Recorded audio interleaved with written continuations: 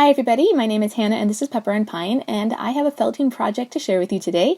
This is part of our Butterflies and Caterpillars unit study. Today we're going to make a felted caterpillar using this Corriedale rainbow pastel wool. It's sold at childsdream.com. We're also going to be using some of this merino wool top. Now you only need a little bit of each of these supplies. You're just going to gently pull a piece out. You also need a foam felting pad in order to do your felting. Now I'm just going to kind of wind these little pieces up and use my felting needle just to kind of make them look like stripes. I also have some finger cards which come in really handy, especially when you're felting with children.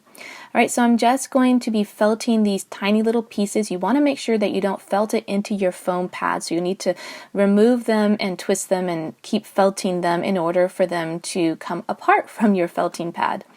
Alright, so I have felted a bunch of them now. I didn't felt them a lot, and that's something that's a little bit different with our felting techniques versus ones that you might see elsewhere, is that we don't felt ours down till they're really firm. So ours are still really poofy, and this helps especially when working with kids because it will make the process a lot shorter and somewhat easier.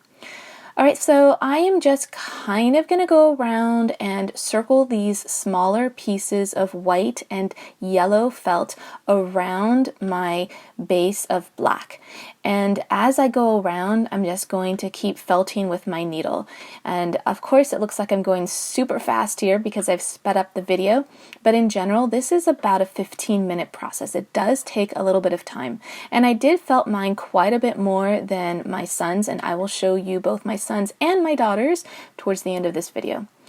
Alright, so once I get most of it in place, next I want to kind of work on the shape of my caterpillar to make sure he's rounded all the way around, and I want to give him some legs. So I'm just adding just a strip of black, but I feel like he needs a little bit more than that, and so I'm going to pull some little strands of that wool and kind of twist them around to kind of make it look like he's got feet. I didn't want to spend a tremendous amount of time on this, and so just adding a couple of these details doesn't take too long and also really adds to the whole finished look of it. I also want him up as though he's eating from a leaf, and so I'm just kind of squishing him in the position that I want him, and then I am using my felting needle just to kind of keep that shape. And this is what it looks like when it's done, and I think if you use your imagination, it pretty much looks like a monarch butterfly caterpillar.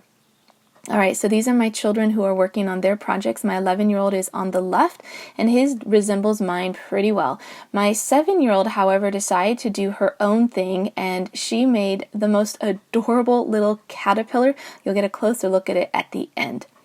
Alright, so this project goes along with our Butterflies and Caterpillars unit, so if you want to see more of the videos in that series, you can tap on the screen right now. And if you want to see some of the other projects we're doing with our Spring Nature units, I've left a couple of playlists that might interest you. And don't forget that if you want to see what we're up to on a regular daily basis, you can find me on Instagram at Pepper and Pine.